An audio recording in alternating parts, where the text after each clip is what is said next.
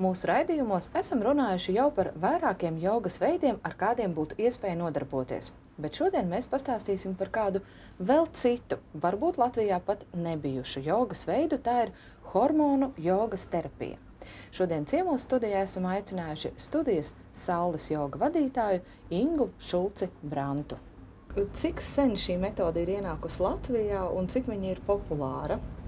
Pa Latviju runājot, es viņu esmu ievedusi pirms pusotra gada. Šī metode izstrādāta tika īpaši sievietēm, kam ir menopauzes vecums.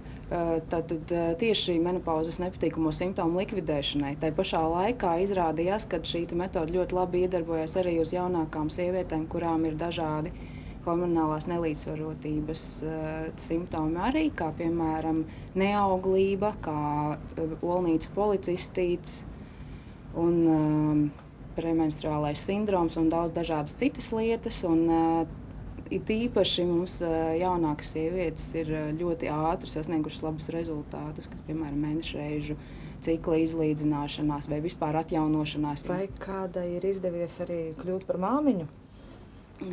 Principā mums pēdējā tieši šī gada laikā ir bijuši kādi 3 vai 4 gadījumi, kas man ir pats lielākais prieks kopumā. Tad šī metode apvieno klasiskās hatha jogas pozas, kundalīni jogas elementus, kas šīs pozas padara dinamiskas, kā arī tibetiešu enerģētiskās tehnikas. Es obligāti vēlos pieminēt Dinu Rodriges. Viņa ir ļoti iespaidīga būtne, viņai ir 84 gadi un viņa reizi gadā brauc no Brazīlijas uz Eiropu pasniegt pasniedzējiem kursus. Viņa ir daudz enerģiskāka nekā daudzas sievietes, uz pusi jaunākas par viņu. Es īpaši gribēju pieminēt jaunu kursu, kuru es esmu sākusi jau no jūnija. Tātad pirmais kurs jau šobrīd iet jau mēnesi, kur sievietes 3 mēnešu garumā ir apņēmušās katru dienu izpildīt hormonu jogas terapijas vingrinājumus.